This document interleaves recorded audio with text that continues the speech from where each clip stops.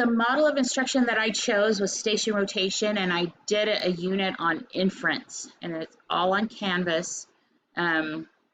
So here it is on Canvas, and they start right here with starting here, Inference unit. So they come to this page and they watch a video of me explaining the process of what they need to be doing. It goes here. We don't have to watch the whole video, but I explain how they're going to be working in groups, that they will be doing 3 different rotations as a group, but they will be turning in individual assignments. And so that is important, that they have the support of the group, but they are turning in individual assignments. I want them to watch a video about Inference to refresh their memories. Most of them know that it's an educated guess about something, but I want to emphasize the aspect of looking for and finding clues and evidence in a text or whatever they're looking at. We make inferences every day. So this is a really good video about that. It's a link. They just click on. It's a YouTube video, but it's a really good one about inference. Once they get that background knowledge refreshed, then they go to the next page, and they will look at a slideshow of cartoons. They have to figure out why cartoons are funny, and they are to discuss in detail each one of the cartoons, find the details and what makes them funny. And if they don't think they're funny, what makes them supposed to be funny? And talk about how humor works. So just a couple of examples. The first one is, I assume this is a crocodile with a crocodile tear. So he's sad. Now, why is he sad? Well, his friend is right here. He looks pretty sad too. They have to notice the family album. He's looking at a family album. This is his mother, but it's not a crocodile. It's a purse. Now, why is that sad? Well, she can't be alive and be a purse at the same time. So that's what makes that humorous. The horror movie. Are they looking at a TV? No, but it's a rotisserie with a screen. Now the chickens it's like a movie to them. They have to infer that that's a chicken in there, and it's a horror movie because they don't want to end up like that chicken. So there's quite a few cartoons that they have to go through and talk about and discuss how humor and cartoons work and the inferences they have to make, the details they have to find to see why that's funny. Then they have a formative assessment. They have to write at least 100 words on why those cartoons were funny. They have to answer all of these questions. Hopefully they've talked about background knowledge, putting their experiences and knowledge that they know together with the details to make the humor work. They'll submit that on Canvas. When they're finished, they will go to the next one. Number 2 is inferring what's happening in the pictures station. New York Times has an activity each week where they have, it's called What's Going On in This Picture. And so they publish a picture, and you can do this in real time in your classroom. On Mondays, they publish the picture. The kids can participate online during the week, and then on Thursday, they find out what is actually going on in the picture. And so it's a pretty authentic experience online, but I found it a little bit, and I've adjusted my use of that a little bit in my classroom. I have created an assignment sheet for this. They click on it, it automatically makes a copy for them. And there are 3 pictures that they have to look at and discuss as a class, or not as a class, as a group. And then they are looking for clues to when it's happening, where it's happening, and what's going on. So for instance, the first picture,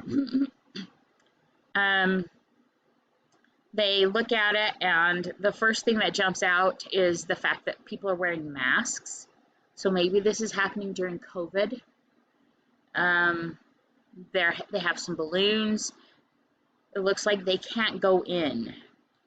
And if I blow up the picture a little bit, it says, stop, no visitors allowed. And then it also says it in Spanish. I have palm trees in the back. So it's somewhere, it could be maybe in Florida or Texas or somewhere in the South on the coast. And if I blow it up some more, it says Happy Mother's Day. Happy Mother's Day. So that's probably in May. And then they make further inferences about what is going on in that picture. So when they go back to the document, they have to answer the questions for each of the pictures. So here's the next picture. Some of them aren't so easy. The last picture. So they have to discuss it as a group, figure out what they think is going on. There really aren't any wrong answers to these because I want them to really look at details. There are wrong answers, but I wouldn't count them against them. But as long as they're looking at details and referring to details and evidence, that's all I want them to focus on. So they'll turn that document in for a formative assessment. Then the last rotation is a short story rotation, and they have to read a story called What of This Goldfish Do You Wish? They have to infer the ending. The ending isn't clear, so they have to really pay attention to the details and evidence in the story. I give them the link to the story. It gives them some background knowledge about Israel, where this story takes place, and about the author a little bit. They read it individually. There are some vocabulary words, which I have included as part of their worksheet that they're going to be doing. So they need to pay attention to those details as well. So they'll read that story, go back, and then there's an analyzing text questions. So there's analysis questions for this story, which they can do as a group. Okay, but they have to submit it individually. So here's the document. Again, it makes a copy for them. They have to answer the questions, analyze, infer, draw conclusions. And then here are 4 vocabulary words that were in the story that give them the definitions and everything. And then they have to infer about how they would feel about, how they would react if that was something that happened to them. So they answer that, they turn that in individually as a formative assessment. So the next assignment is their summative project that they have to do, and it's an illustrations only story that they have to create. Now I will have books from the library that are illustrations only books that have no text, and we will have